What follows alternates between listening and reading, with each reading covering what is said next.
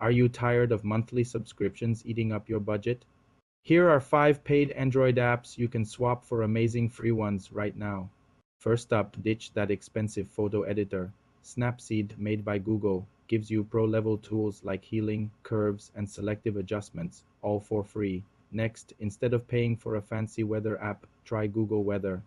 It's built right into your phone's search app, offering clean, accurate forecasts without the price tag. For music, why pay for a subscription when you can use YouTube Music for free?